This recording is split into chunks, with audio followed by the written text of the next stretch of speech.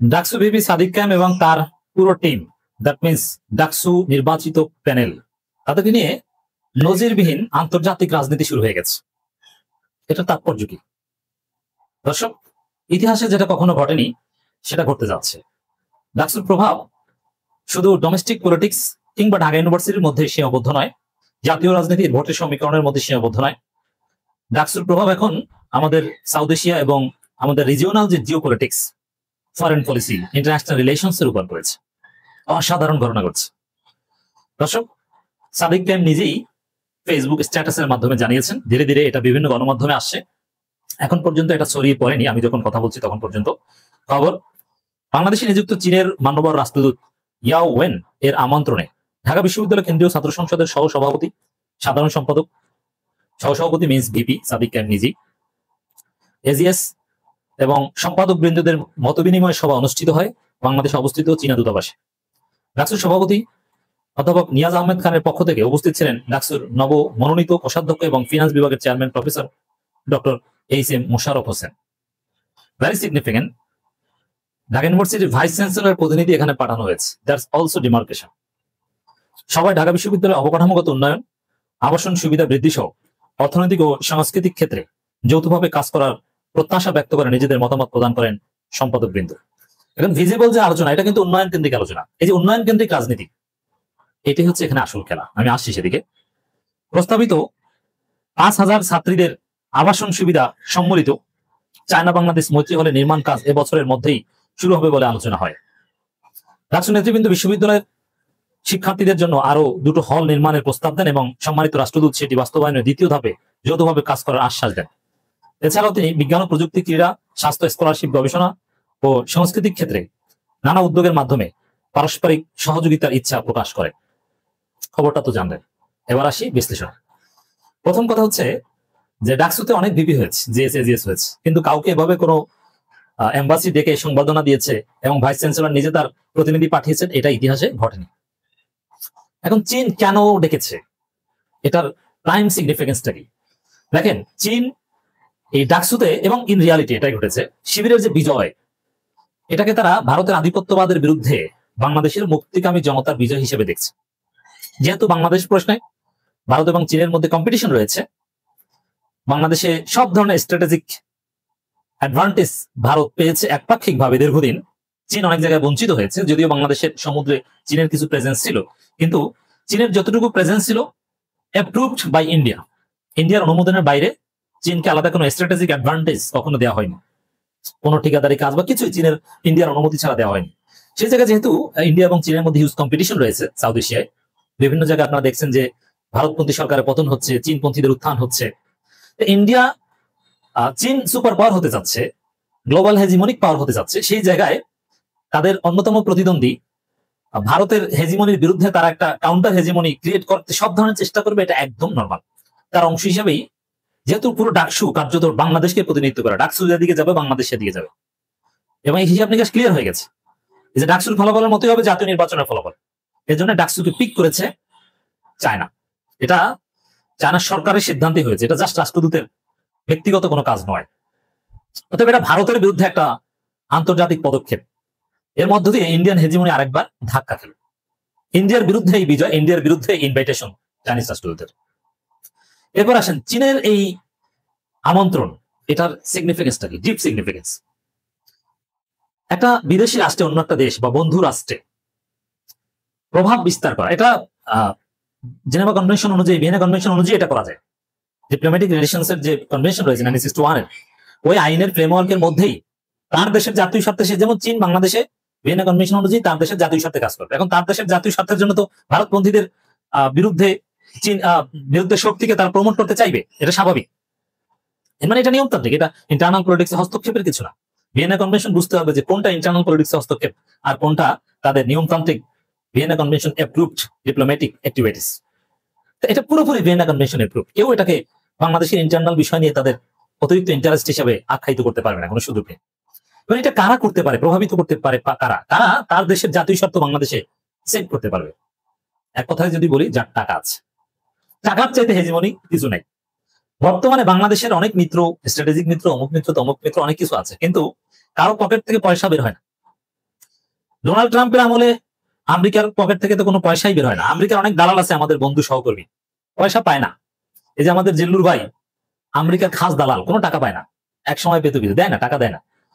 Biden ক্ষমতা থাকতে অল্প কিছু পয়সা দিত। আমার ঢাকা বিশ্ববিদ্যালয়ে আমার কিছু সহকর্মী বন্ধু বান্ধব আছে, আমার কিছু শিক্ষক আছে যারা ভালো অ্যামাউন্টের টাকা পেত মার্কিন দালালি করে, কিন্তু এখন পায় না, ওরা টাকা দিতে পারে না। পয়সা আছে চীনের, চীনের পকেট থেকে টাকা বের হয়, চীন নানান ভাবে পয়সা পাতি দিতে পারে, যার ফলে তাদের একটা তাদের জাতীয় স্বার্থ রক্ষার জন্য নানান কাজ তারা করতে পারে।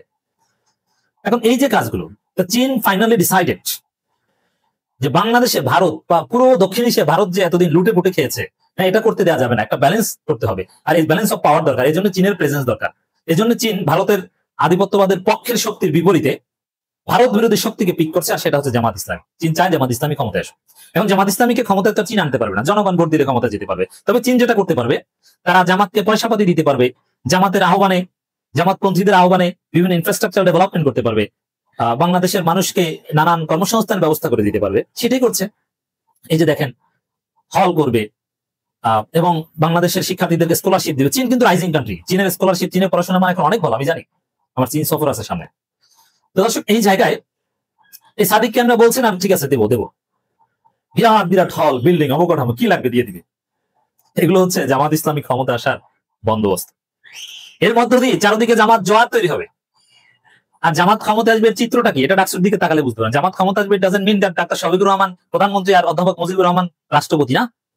জামাত ক্ষমতা আসবে তার চিত্র হচ্ছে সেখানে হিজাব বিহীন নারীও থাকবে, হিজাব পরা নারীও থাকবে, সেখানে নন জামাত থাকবে, হিন্দু থাকবে, খ্রিস্টান থাকবে, চাকমা থাকবে, বৌদ্ধ থাকবে, সব থাকবে, আবার জামাতও থাকবে। এবং হতে পারে ডাক্তার শফিকুর রহমান প্রধানমন্ত্রী তো নেবেন না, অন্য কাউকে আনবেন। অথবা একটা ইনক্লুসিভ বাংলাদেশ, জামাত ইসলামের নেতৃত্বে একটা ইনক্লুসিভ বাংলাদেশ গঠিত হবে, একটা ইনক্লুসিভ সরকার গঠন হবে, সেই দিকে যাচ্ছে। আর তারই একটা আলামত হচ্ছে এই সাদিক ক্যান্ডে নিয়ে এই আন্তর্জাতিক তৎপরতা, যেটা ভারতের আধিপত্যবাদের বিরুদ্ধে একটা চাইনিজ মুভ। বিএনপি ও রুহুল কবির রিজভী বুঝে গেছেন যে জামাত ইসলামী প্রায় ক্ষমতায় এসে গেছে। এ কারণে রিজভী সাহেবরা এখন কিংকর্তব্য বিমূঢ় হয়ে বেপরোয়া ভারসাম্যহীন কথাবার্তা বলছেন, এবং মানুষও রুহুল কবির রিজভীকে এখন রিজভী পাগলা বলছে। যেমন ফজু পাগলা, ওইরকম রিজভী পাগলা বলছে, একদম উল্টাপাল্টা কথা বলছে। এখন কেন এই ধরনের ভারসাম্যহীন কথাবার্তা বলছেন, এর একটা কারণ খুঁজে পাওয়া গেছে। সেটা হচ্ছে তারা মনে করছেন যে জামাত ইসলামী ক্ষমতায় প্রায় এসে গেছে। স্বাধীনতা সার্বভৌমত্ব নস্যাতে গভীর চক্রান্ত চলছে Ruhul Kabir Rizvi. What does it মিন? এই কথার অর্থই হচ্ছে যে জামাত প্রায় ক্ষমতায় এসে গেছে, বিএনপি বিরোধী দল হয়ে যাচ্ছে, এর মানে স্বাধীনতা সার্বভৌমত্ব নাই ভাই, আমাদেরকে ক্ষমতায় আন। আচ্ছা, স্বাধীনতা সার্বভৌমত্ব নস্যাৎ, এটা যে কেউ বুঝে। স্বাধীনতা সার্বভৌমত্ব নস্যাৎ বলতে ভারত বা পাকিস্তান বাংলাদেশে দখল করবে, এটার আদৌ কোনো ভিত্তি আছে? পাকিস্তান তো প্রশ্নে আসে না। ভারত বাংলাদেশে হামলা করবে, দখল করবে, নিয়ন্ত্রণ করার চেষ্টা করবে, এর আদৌ কোনো ভিত্তি আছে? নেই। ভারতের সাথে সম্পর্কে টানাপোড়েন সব ঠিক আছে, উত্তেজনা, কিন্তু এর মধ্যে আবার ইলিশ দেয়া নেওয়াও চলে। মোদী নিজেই আছে দৌড়ের উপর, কোন সময় তামিলরা তার লঙ্গি ধরে টান দেয় বলা যায় না। দক্ষিণ ভারতে মোদী বিরোধী রাজনীতি উত্তাল। এছাড়া প্রতিবেশী সব দেশে মোদী বেকায় দেয়। মোদী কাউকে রক্ষা করতে পারছে না, যারাই মোদীর লোক তারাই ধাওয়া খায়, নৃশংস ভাবে ধাওয়া খায়। সেই জায়গায় চীন পাকিস্তান থাকতে বাংলাদেশ ভারত দখল করবে বা হামলা করবে বা এগুলো অকল্পনীয়, একদম অ্যাবসার্ড। তাহলে দাঁড়ালো যে বাংলাদেশ কেউ দখল করবে বা হামলা করবে, যেটাকে স্বাধীনতা সার্বভৌমত্বের লঙ্ঘন বলি, এটা আদৌ সম্ভব না, এর কোনো ভিত্তি নেই। তাহলে রুহুল কবির রিজভীরা এই যে স্বাধীনতা সার্বভৌমত্ব নস্যাতে গভীর চক্রান্ত চলছে, এর অর্থ কি? এটা কি বোঝাতে চেয়েছেন? এটা বোঝাতে চেয়েছেন যে জামাত ইসলামী ক্ষমতায় আসতে যাচ্ছে এবং জনগণের ভোটে ক্ষমতায় আসতে যাচ্ছে, এটা স্বীকার করলে আবার এমন না। এই জন্য বলছেন যে চক্রান্ত চলছে। রিজভী দেখছেন যে ডাকসুতে শিবিরের নিরঙ্কুশ বিজয়, জাকসুতে আবার রাকসুতে হচ্ছে, সব জায়গায় শিবির শিবির শিবির, জনগণের মধ্যে জামাত জামাত জিগির উঠে গেছে, রব উঠে গেছে। এই জায়গায় রুহুল কবির রিজভীরা চোখে মুখে অন্ধকার দেখছেন, কিংকর্তব্য বিমূঢ়, কি করবেন? এইটাকেই, এই জনতার যে গণজোয়ার জামাতের প্রতি, এটাকেই বলছেন স্বাধীনতা সার্বভৌমত্ব নস্যাতে গভীর চক্রান্ত। এছাড়া স্বাধীনতা সার্বভৌমত্ব নস্যাতে গভীর চক্রান্তের কোনো আলামত কেউ দেখাতে পারবে না। এমন না যে আওয়ামী লীগ এসে গেছে, কেউ ঠেকাতে পারছে না, আগামী নির্বাচনে আওয়ামী লীগ অংশগ্রহণ করছে, ভারত আওয়ামী লীগকে জিতিয়ে দিচ্ছে, না, এরকম কিছুই না। এটা হচ্ছে বিএনপি সমস্যা। জামাত ইসলামীকে যদি জনগণ ভর্তি ক্ষমতায় আনে, এটা মেনে নেওয়ার মতো মানসিকতা থাকতে হবে। সেটাকে স্বাধীনতা সার্বভৌমত্ব রক্ষায় গভীর চক্রান্ত এইসব শব্দ দিয়ে ট্যাগিং করা যাবে না, ফ্রেমিং করা যাবে না।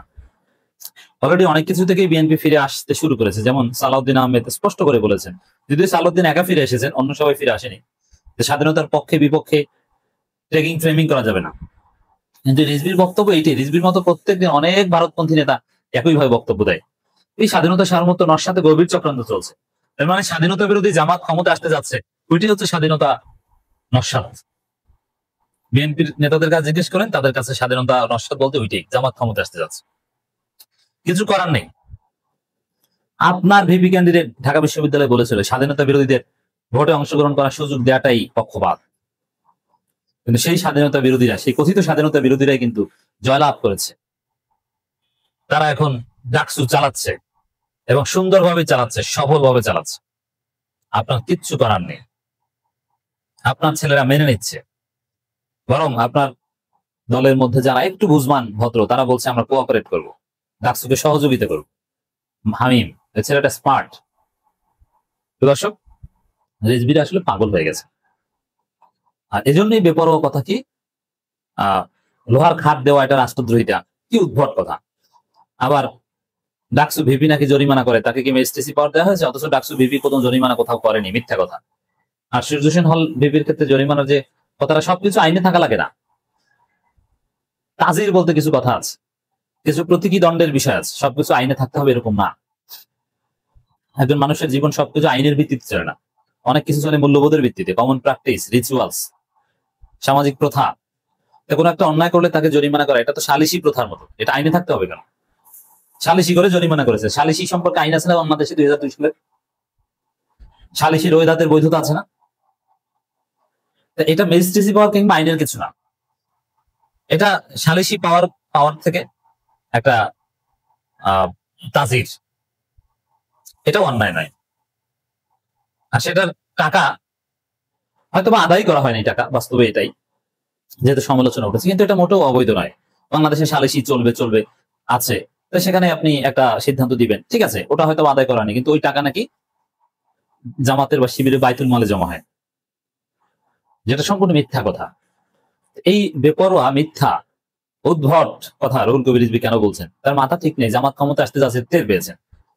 দেশের জনগণ এখন জামাতমুখী। বিএনপি কোন রকম মানসম্মানী বিরোধী দল হতে পারলে হয়, আবার এনসিপি, গণ অধিকার পরিষদ, এবি পার্টি, এরা অনেকে যদি মিলে যেতে পারে, মার্জ হয়ে যেতে পারে, তাহলে বিএনপির বিরোধী দল হওয়ার স্বপ্ন কিনা ভেঙে যায়, বলা যায় না। কারণ আমি যে কথাটা বলি, 5 আগস্ট আওয়ামী লীগ পালিয়েছে, সাথে বিএনপির ভবিষ্যৎ সাথে নিয়ে পালিয়েছে। বিএনপি আওয়ামী লীগের রাজনীতি মূলত একই। আওয়ামী লীগ পালিয়েছে ফিজিক্যালি, কিন্তু তাদের রাজনৈতিক যে সিস্টেম, চাঁদাবাজি, লুটপাট, বন্দোবস্তের যে রাজনীতি, এটা নিয়ে পালিয়েছে। আর ওইটা বিএনপির, অতএব বিএনপি স্বাভাবিকভাবে থাকে না। বিএনপির সিনিয়র যুগ্ম মহাসচিব অ্যাডভোকেট রুহুল কবির রিজভী বলেছেন, 5 আগস্টের পর পরিবর্তিত পরিস্থিতি পার্শ্ববর্তী দেশ থেকে হুমকার ক্রমাগত আসছে এবং দেশে নানা শক্তি উত্থান করছে। ওই যে হুমকি আসে, ওগুলো যে আসলে স্বাধীনতা সার্বভৌমত্বের জন্য ওই অর্থে কোনো হুমকি না, বাস্তবে যে কখনো হামলা করতে পারবে না, এটা আমি প্রথমেই বলেছি। নানা শক্তির উত্থান করছে, এটার অর্থ কোন শক্তির উত্থান করছে? বাংলাদেশে কোনো অপরিচিত শক্তির উত্থান দেখেছে? বাংলাদেশে ইসলামী শক্তির উত্থান ঘটেছে।